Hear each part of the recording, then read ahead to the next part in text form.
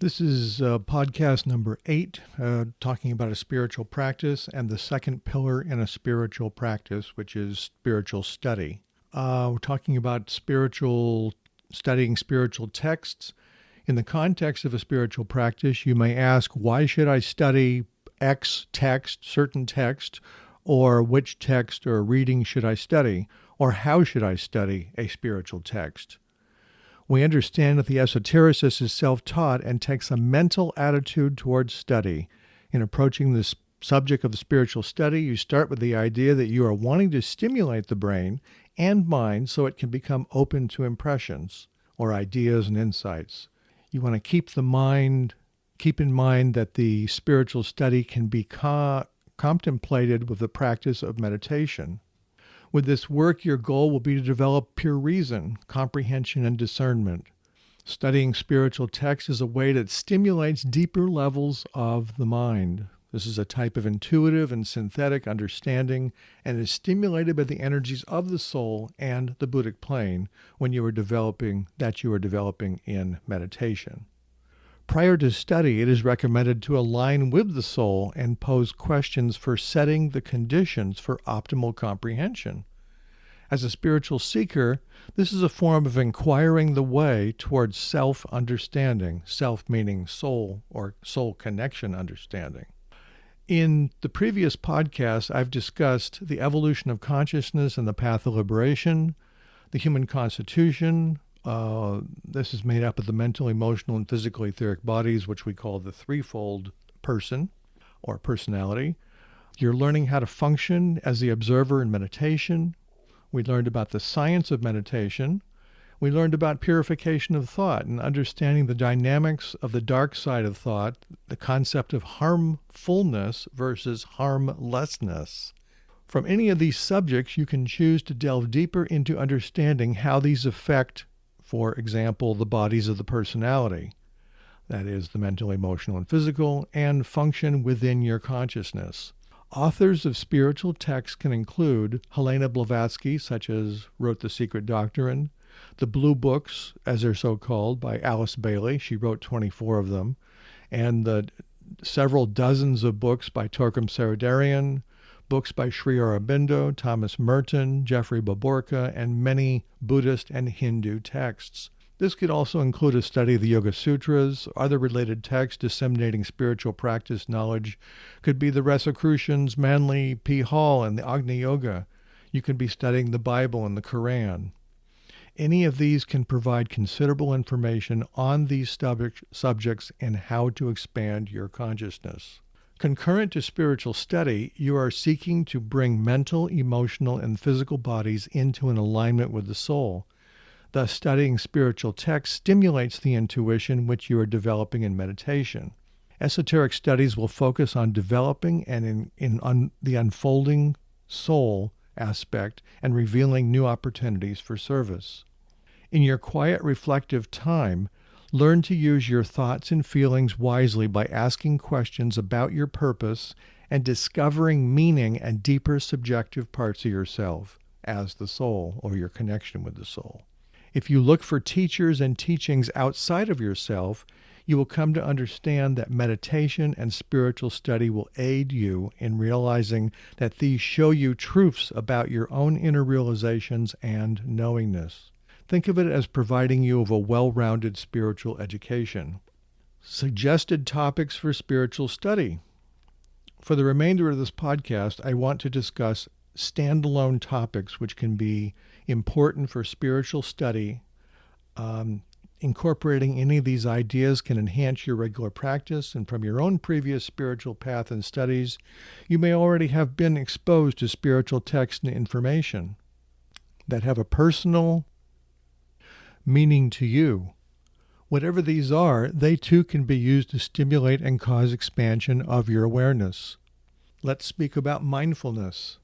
This is a mental state that you, the individual, achieve by focusing your awareness in the present moment.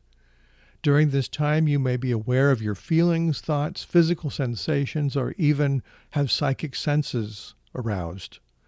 This can possibly become an important practice when in the environment Safety and discernment is important before making an important decision. Practicing mindfulness can involve relaxation, such as the thoughts of the body, identifying those things in the environment that cause anxiety or restlessness and pain, becoming conscious of patterns of thought and action and makes changes as it feels right.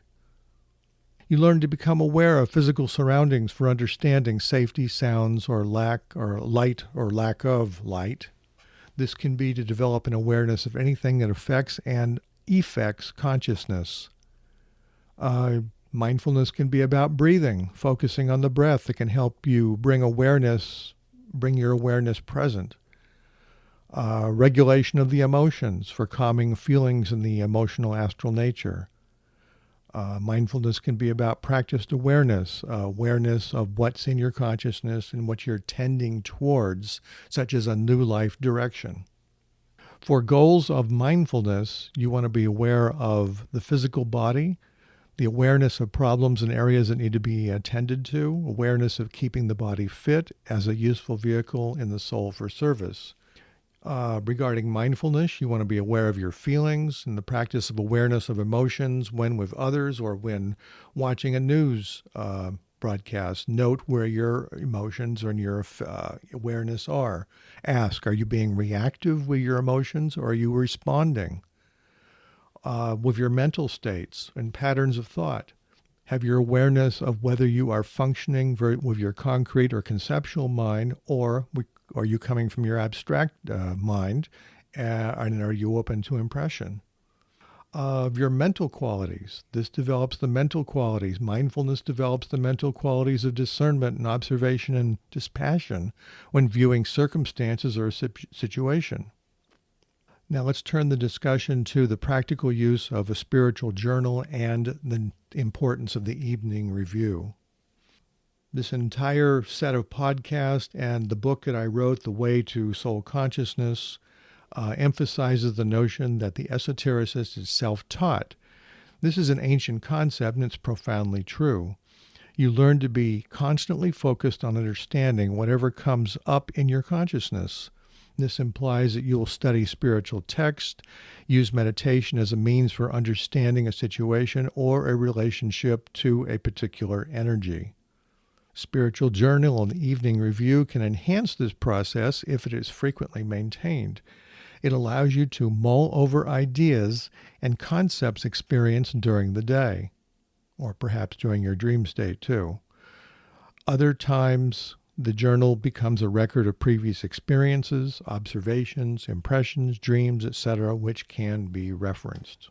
Your journal will be used to note all changes in consciousness that occur around spiritual study and meditation, and include encounters with other people. This style of note-taking is important as it helps you understand what is developing in your mind and allows you to identify patterns of thought and recognize the world of the soul emerging in your consciousness. This form of observation can be particularly useful when practiced over a period of time.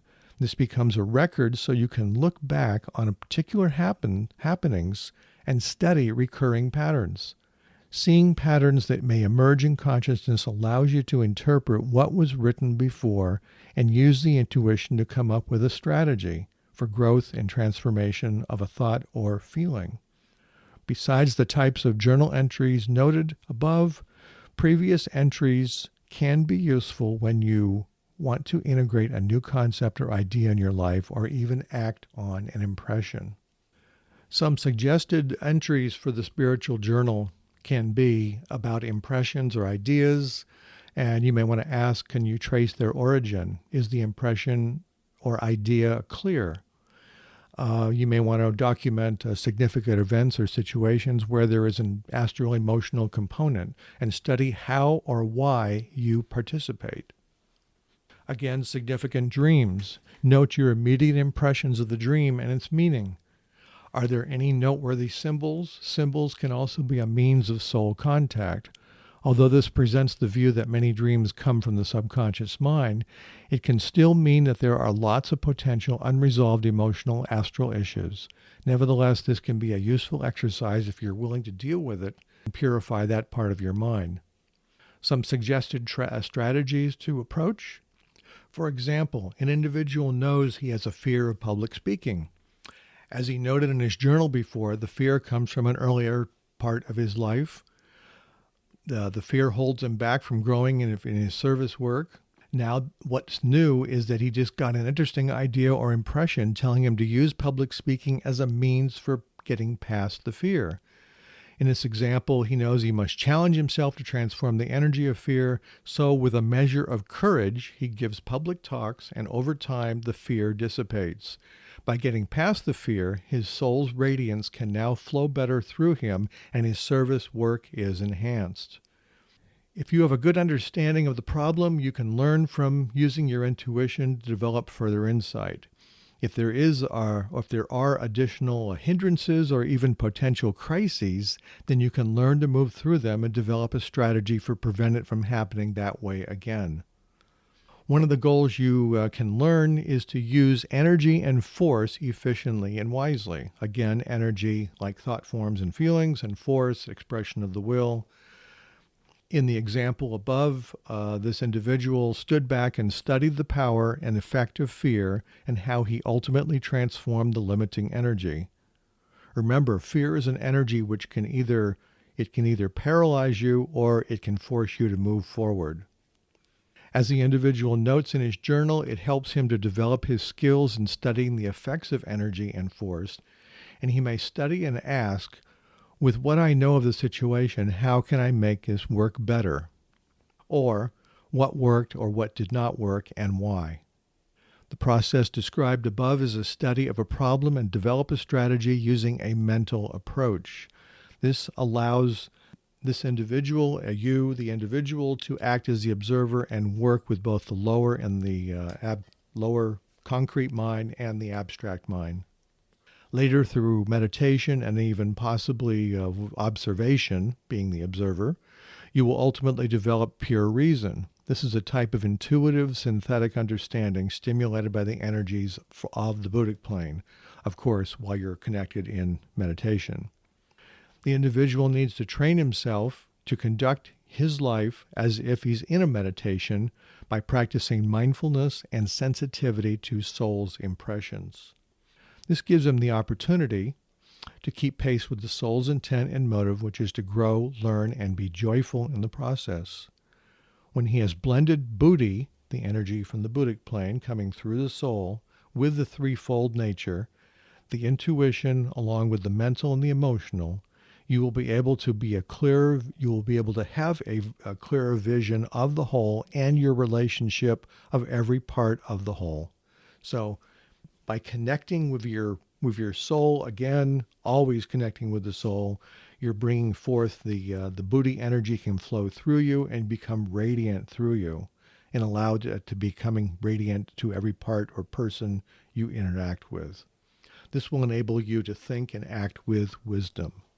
Down the road, this understanding will help to ultimately establish a continuity of consciousness, that is, continuity of the soul's energy, and allow the soul's light to freely move through you in your consciousness. Now I want to turn this discussion for discussing other strategies to contemplate during spiritual study. The practice of harmlessness. On the spiritual path, there are many higher soul qualities to cultivate and embrace, such as cooperation and goodwill. Among one of the most important is harmlessness. Harmlessness is a mindset that should be cultivated often. It is important to bring forth and hold your awareness in consciousness for all encounters with people and situations in your environment. There is a saying in the esoteric world, you cannot approach the master until you have lost the power to wound or to do harm.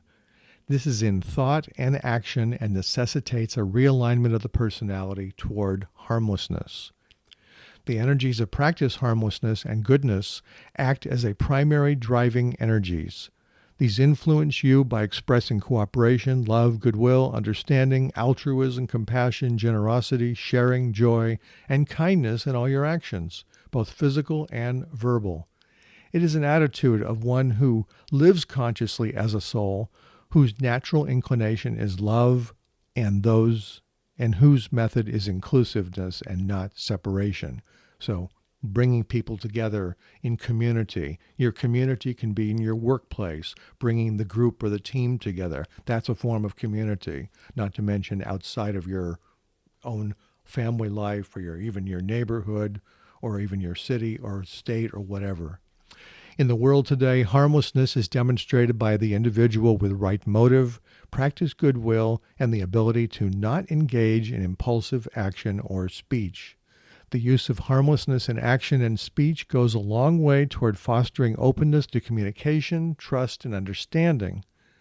On the other hand, a person with harmful attitude usually has a selfish, egocentric nature and causes separation. Harmlessness is a mindset and practice that is important to bring forth for all encounters with people and situations in your life. Now, why is this? When connecting with the soul, you will quickly find that your nature is of love and goodwill. The practice of harmlessness is a bridge to the higher planes and spiritual growth. It's recommended and instructive to study yourself and see how the different effects of harmfulness and harmlessness have on others. This can be done during meditation, being the observer, or even evening review by analyzing harmlessness in thought, for example. This is making the effort to eliminate harmful states of thinking. This enables thoughts about yourself and others that are positive and constructive. The esotericist is one who is aware of the effects of forces and energies in the environment and on people. He knows and understands the appropriate use of the mind as it is for creating thoughts to carry out the soul's purpose and not for selfish needs of the separated personality. Soul-driven mindset allows him to know that he should be never forcing himself on others while engaging in any activity. There's an old esoteric axiom that says energy follows thought. This means that wherever he focuses attention on, or whatever direction his mind goes, so will the direction of his thinking. He may be thinking, I want to get X for my own self. I want to get this object, or I have a desire for this to happen.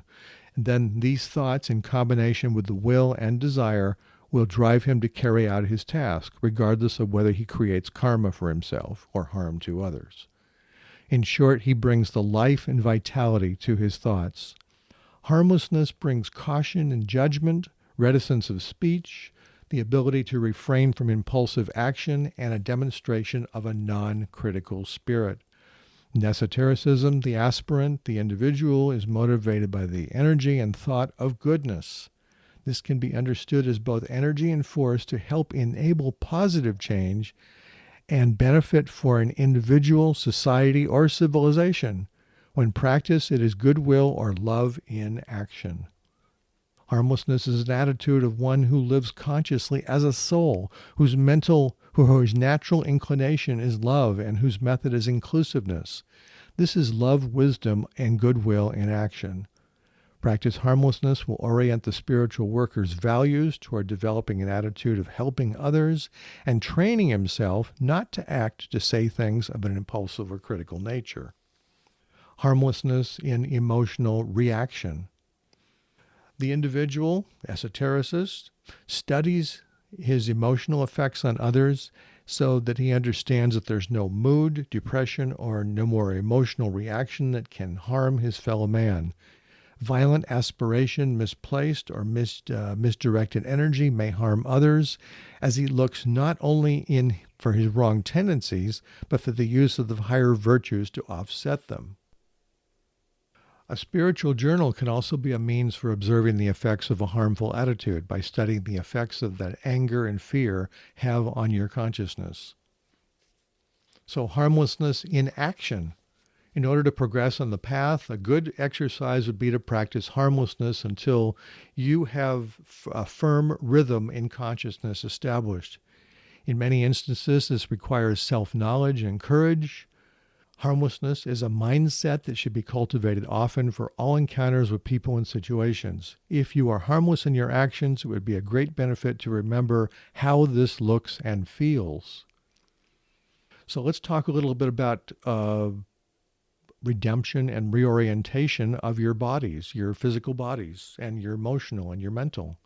While connecting with the soul, either through meditation or being the observer, you are in fact redeeming and reorienting, that is, upgrading your lower bodies. Probably most of the time, this happens in the background in the consciousness of your mind, or in the background of the conscious mind. When aligning with your mind, with the soul, eventually the lower mind will become more soul-infused. Here, the energy of the soul as an energy is transforming your thoughts so that you become a conscious creator in thought building. Redemption in the esoteric context is an act of transformation of the etheric matter and energies of your threefold nature and replacing it with the higher and finer energies of Buddhi from the plane of the intuition. In practical terms, the energies of redemption and reorientation will, over time, transform any tendencies of harmfulness, selfishness, and irrational behavior. This will result in the lower emotional and mental plane reactivity becoming neutralized and purified and raised up. In this example, the emotional astral substance is redeemed or upgraded. It is replaced with Buddhi and pure reason from the plane of the intuition. While in meditation, it is the soul's light that does the job of redemption and transformation of the lower matter of the personality. So let's talk about what's called developing the esoteric sense. This is all done during spiritual study, or it can be. The term esoteric sense denotes a gradually developing spiritual power in the disciple, or in the individual, who is strongly at one and aligned with the soul. The esoteric sense allows you to live and function subjectively on mental levels, that is, being mindful of your thoughts and your consciousness, through the soul, and the lower planes of your personality. So with this attitude, you're able to orient in both the inner and the outer planes. Esoteric sense will help you possess a constant inner contact in your waking state with the soul.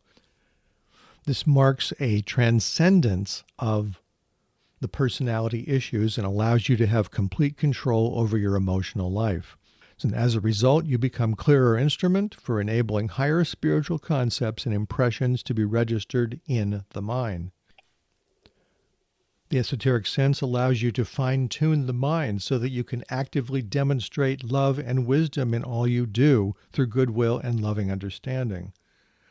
It allows you to mentally tune into the realms of thought and ideas, so you can choose those mental concepts and ideas which will be recognized in the world of everyday thinking and living.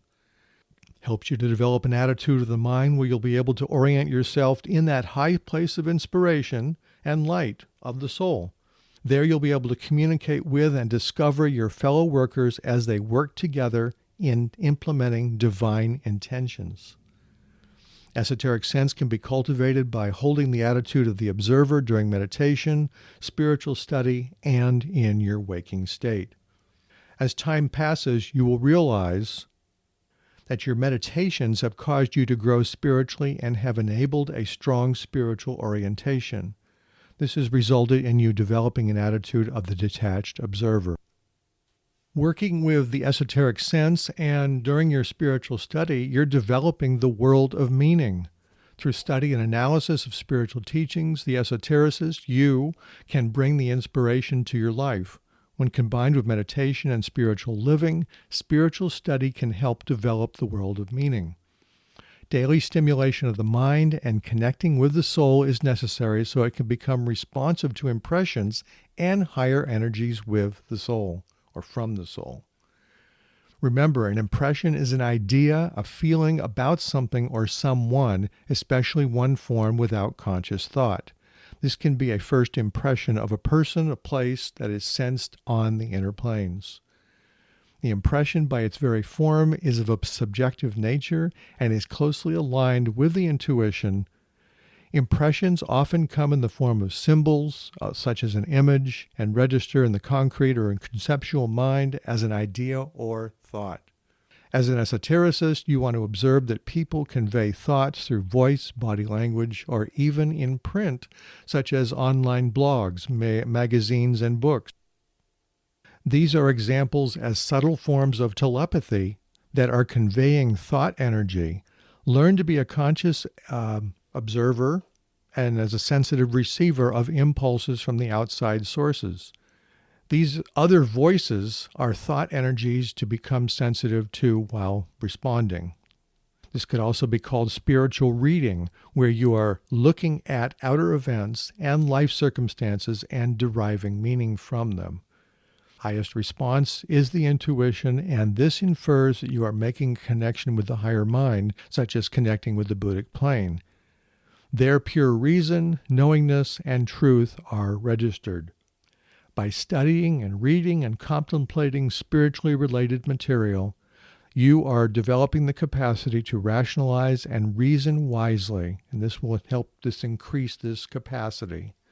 You can open yourself up in other ways of thinking and varying points of view.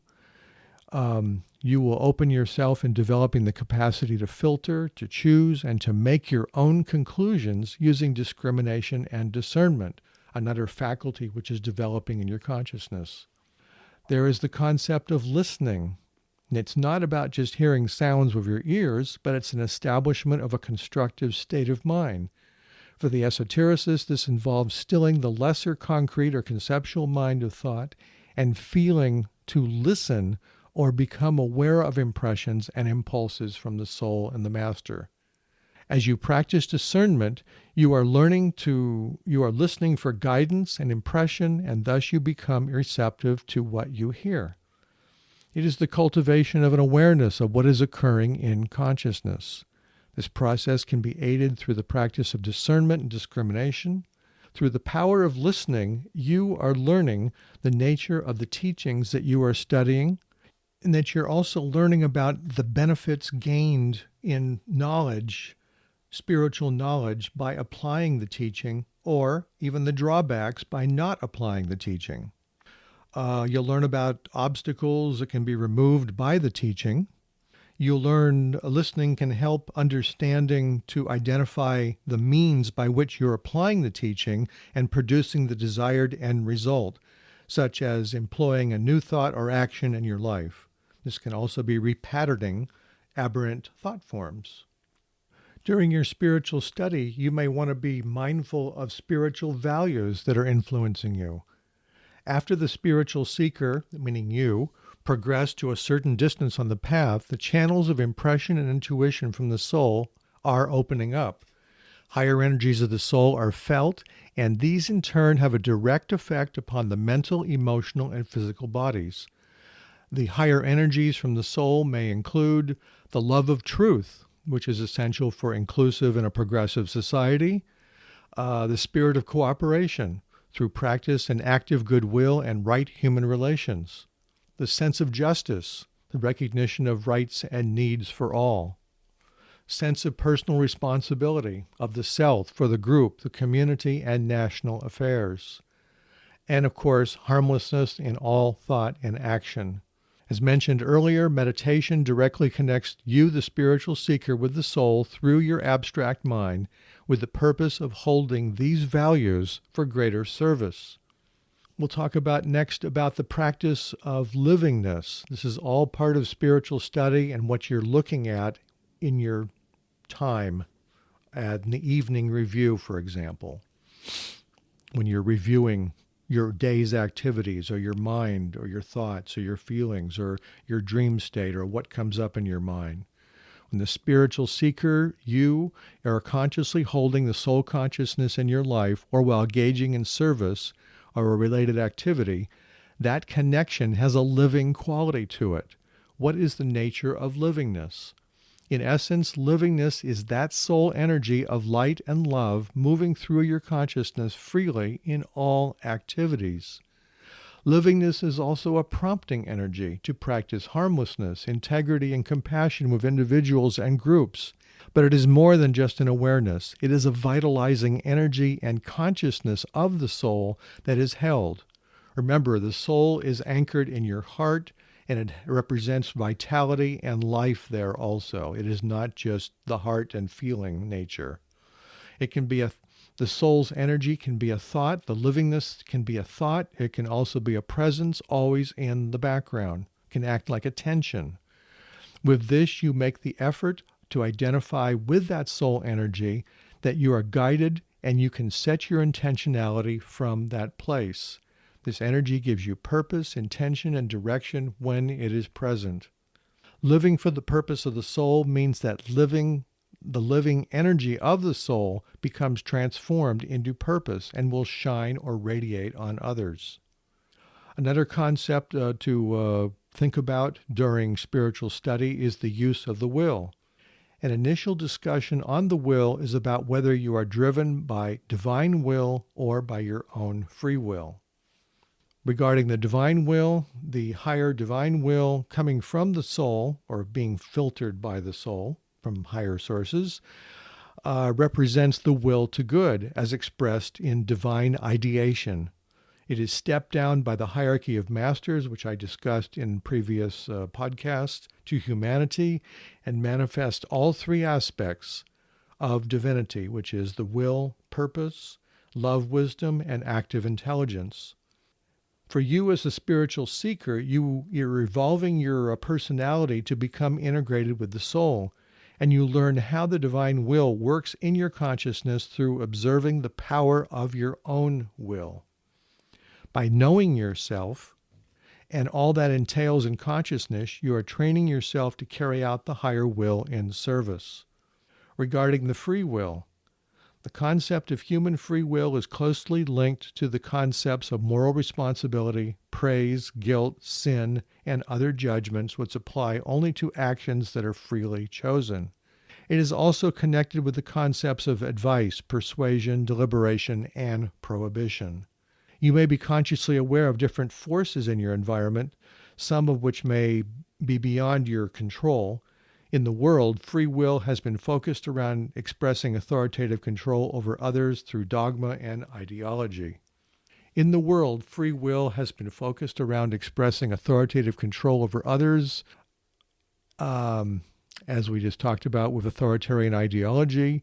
And we see this in government, the workplace, and generally in the public sphere. There are obvious positives and negatives here. Obviously, when wills are opposing each other, there are clashes leading to crises. Solutions and change can depend on the strength of a single person or a united group, or a group united to a common cause.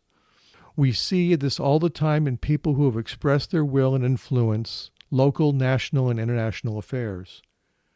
When man becomes spiritually awake, he can use his skill or knowledge to put himself in a position where he can influence as a force for good, simply by an active will with his mind and action.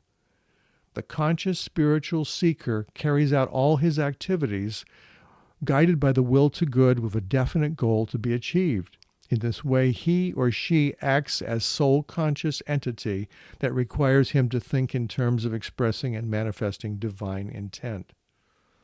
Other expressions of the will are involved with the cosmic physical plane, which we are on, of course, with the expression of the monad or the pure spirit, expressing a much higher aspect of the will for man through the planes of Atma, Buddhi, Buddhic, and Manasic. These are the higher planes of which you're connecting with ultimately in a much more advanced level of meditation.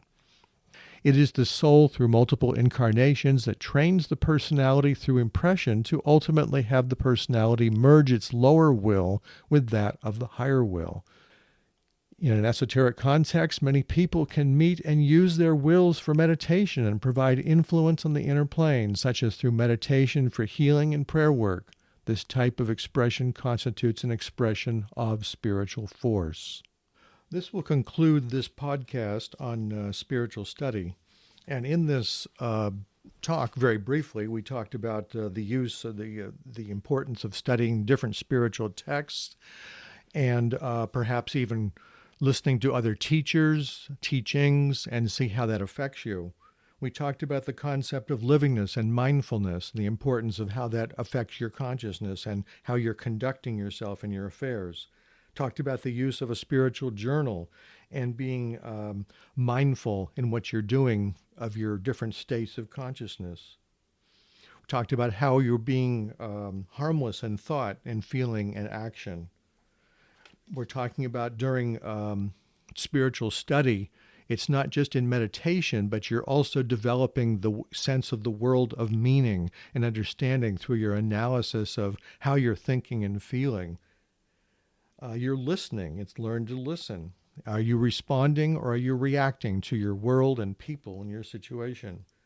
Talking about developing the esoteric sense and developing that awareness of how you have a sensity of that tension of the soul, which is always in your consciousness, and bringing that into your waking state and not just in your meditation state. And we talked about finally about how are you using the will, your own free will, or are you being influenced and driven by the divine will? In the next podcast, we'll be talking about the third pillar of a spiritual practice, which is selfless service.